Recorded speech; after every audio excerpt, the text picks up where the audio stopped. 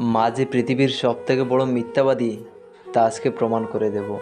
তো প্রথমে শুনে নেই বাবাকে নিয়ে কিছু কথা। চাকরিটা হয়ে গেলে বাবাকে আর কাজ করতে দিব না, এইরকম স্বপ্ন বুকে নিয়ে বেঁচে আছে হাজারো মধ্যবিত্ত ঘরের সন্তান। বাবাদের গায়ের কাপড়টা মায়েদের শাড়ি থেকে কম দামি হয়। বাবারা রৌদ্র বৃষ্টি মাথায় নিয়ে সঞ্চয় করে। নিজের জন্য কৃপণ বাবাটা তার সন্তানের জন্য ব্যয় হিসাবী। সবার পরিবারে একটা মানুষ আছে মোমবাতির মতো, সে নিজে জ্বলে সবাইকে আলো দেয়, আর সেই মানুষটাই হলো বাবা। এই পৃথিবীতে যাদের বাবা নেই কেবল তারাই জানে এই পৃথিবীতে স্বাধীনভাবে বাঁচতে গেলে বাবাকে কতটা প্রয়োজন। বাবারা হাসেন না, তারা পরিবারের মুখে হাসি ফুটায়। আমরা যখন বাবাদের কাছে কিছু চাই তখন আমাদের চাওয়াটা পূরণ করতে বাবারা 10জন মানুষের কাছেও মাথা নত করতে 1 মিনিটও চিন্তা করে না। মাঝে মাঝে বাবারা আমাদের কিছু চাওয়া পূরণ করতে পারে না, তখন আমাদের অনেক মন খারাপ হয়। কিন্তু আমাদের অনেকের জানা নেই আমাদের চাওয়াটা পূরণ না হওয়াতে যতটা কষ্ট পাই তার থেকে 1000 গুণ কষ্ট বাবারা আমাদের চাওয়াটা পূরণ না করতে পেরে পেয়ে থাকে। বাবা শব্দটা 2টা অক্ষরের হলেও এই 2টা শব্দ 2টি পৃথিবীর সমান। আর এটা কখন বুঝবেন জানেন? যখন এই 2টা শব্দ আর আপনার পৃথিবীতে থাকবে না।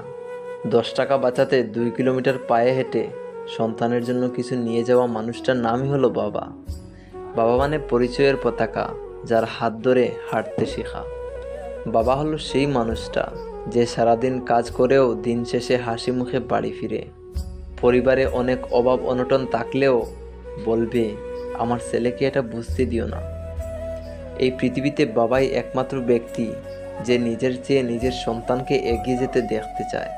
প্রতিটি বাবাই নিজের সর্বোচ্চটুকু দিয়ে সন্তানের শখ পূরণ করার চেষ্টা করে দেখেন। তাই যদি কখনো স্বপ্ন পূরণ না হয় তাহলে বাবার উপর রাগ কইরেন না।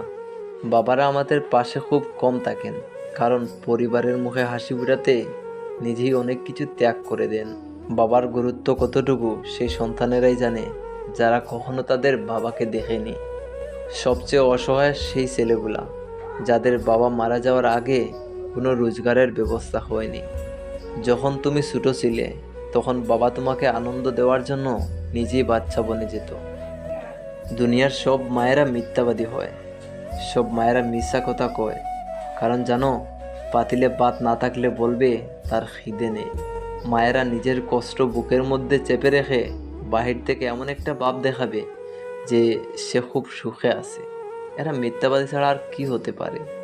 সেই ছোটোবেলাটা কি সুন্দর ছিল না, যখন আমার মা আমাকে নিয়ে কোথায় যাওয়ার সময় কপালে কালো একটা টিপ দিত যেন আমার নজর না লাগে। আরে ভাই, বুঝতে পারি না সেই মাকে বৃদ্ধাশ্রমে রাখে কিভাবে।